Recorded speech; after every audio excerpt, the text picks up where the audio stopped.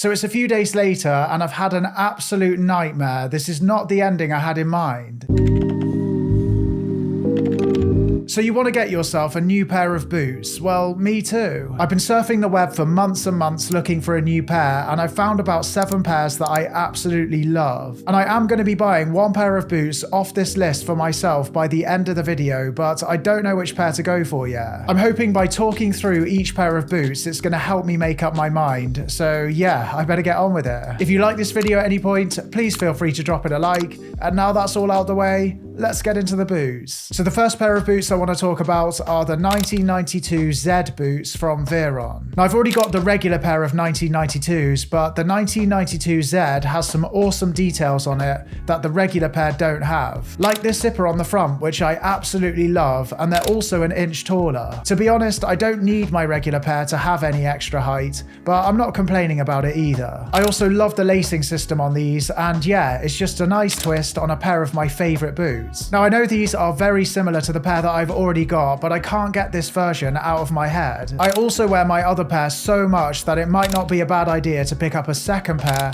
to spread out the wear a bit. That's what I'm going to tell myself anyway. Oh, and just to answer the question I always get on these, but how well do they hold up? These boots are made from apple leather, so people do worry how well they're going to hold up, which is completely understandable. But I've had my pair for almost 2 years now, I've worn them a lot, and they still pretty much look brand new. So from my experience, I have no complaints with these, and I wouldn't be thinking about picking up a second pair if I didn't really love them. So next up, we've got the Soliva 8-eye Derby boots. So if you're looking for a solid entry-level pair of combat style boots that have a timeless design, that are pretty affordable, then definitely check these out. And to be honest, even if you're not new to boots, then these are always a good pair to have in your rotation because they go with anything. And these come in a few different finishes and a few different colorways, but my favorite pair are the black, grainy, greasy pair. I just love that texture the grainy effect adds to them, and also because they're a greasy boot, they're not going to be shiny. I'm not really a massive fan of really shiny boots, to be honest. I'll leave those to Lou Reed. Anyway, everyone probably knows by now that Soliva are the brand that used to make Doc Martens, and if you didn't know that, then Soliva are the brand that used to make Doc Martens,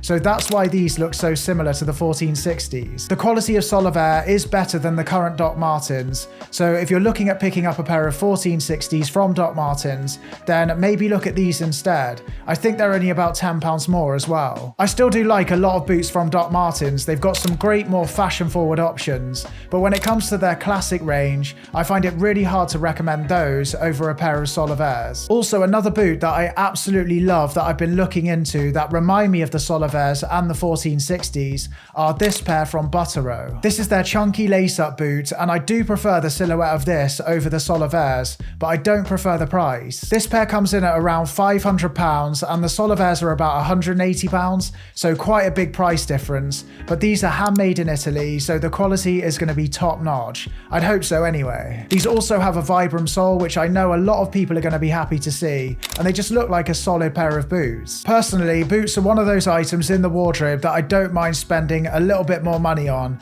Well, when I say a little bit more, £500 is a lot of money, but if they're absolutely perfect and they're exactly what I'm looking for, then I'm happy to splash the cash. And another similar pair of boots that I've been looking into are the Type 165 from Adieu. And even though I've never felt a pair, I've never had a pair in my hands, I can see the quality of them through the screen. They just look really solid, and I know the owners are really passionate about what they do. But if any of you watching have had some experience with Adieu or Buttero, then please do let us know how they've held up. So next up, we've got the Red Wing Mock Toe boots. I used to absolutely hate the look of these about 5 or 6 years ago. I thought they were absolutely hideous, and I couldn't see what all the fuss was about. Anyway, these have grown on me so much over the years, and I do absolutely love them now. I think they go with everything, I think they look great with everything, and on the plus side, they're going to last you a very long time. And not only in terms of quality, but they also have a timeless design. You honestly get a lot for your money with these boots, so if quality is your #1 priority, but you also want something that looks really good,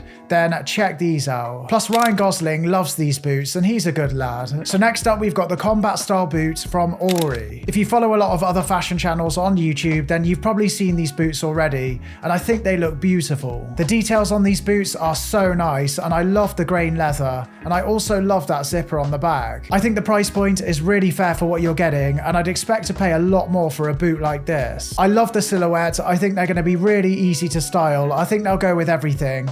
And even if I don't pick up a pair of these today, then I hope I get my hands on a pair someday anyway. Nice little rhyme as well. Okay, so I've got to mention this next boot because they're one of my favourite boots of all time, and it's the Ami combat boots. Now, I made a massive mistake with these, and I regret it massively, and I need to get it off my chest. So when these were available on the market, I was only just really getting into boots. These boots cost over £400, so I didn't want to spend that kind of money on a pair of boots back then if boots were going to be a short thing for me. I just wanted to be 100% sure I was going to wear them before I bought them, basically. Anyway, I waited and waited, and when I finally decided that boots were going to have a huge role to play in my wardrobe going forward, I decided to take the plunge. So I got ready with my money, and when I went to buy them, they were out of my size absolutely everywhere. And even worse than that, they've discontinued making this pair of boots. So yeah, I'm absolutely gutted, and I have been looking out for a pair of these online ever since, but I've had no luck. So if you do see a pair of these in your size and you love them as much as I do,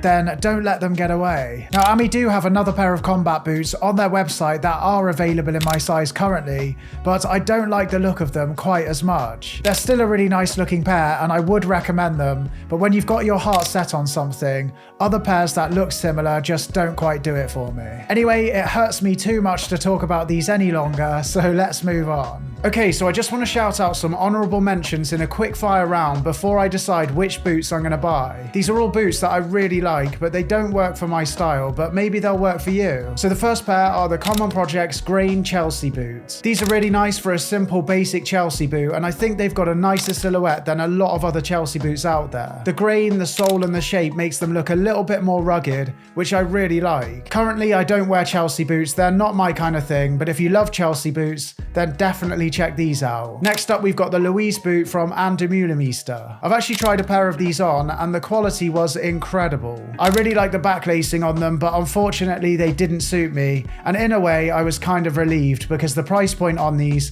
is hefty, but you can often find them in the sale. Also, I've got to mention them because they're all the rage right now, but the Our Legacy Camion boot is well loved by a lot of people. I can see the appeal, but they're not right for me, so I've never wanted a pair personally, but you might like them. And if the hiking boot style is more your thing, then you can't go wrong with a pair from DM or Dana. I only wear hiking boots when I'm hiking up a mountain, and I wouldn't want to wear shoes from these brands up a mountain because I'd be scared of ruining them, but yeah, I'll leave them to others to style. Also, I really love a lot of the boots from Marcel, but they don't really suit my current style. But yeah, if you haven't checked them out yet, definitely check them out. And also, I just wanted to mention Guidi boots in general, because if I don't, then someone will complain in the comments. Okay, so it's probably about time that I make up my mind and choose a pair to buy off this list. So let's go. So it's a few days later, and I've had an absolute nightmare. This is not the ending I had in mind. Basically, I ordered the boots from Veron, and I didn't check their website properly, and I was hit by massive import fees. Anyway, when the boots arrived, I ended up panicking when they said how much I had to pay in import fees,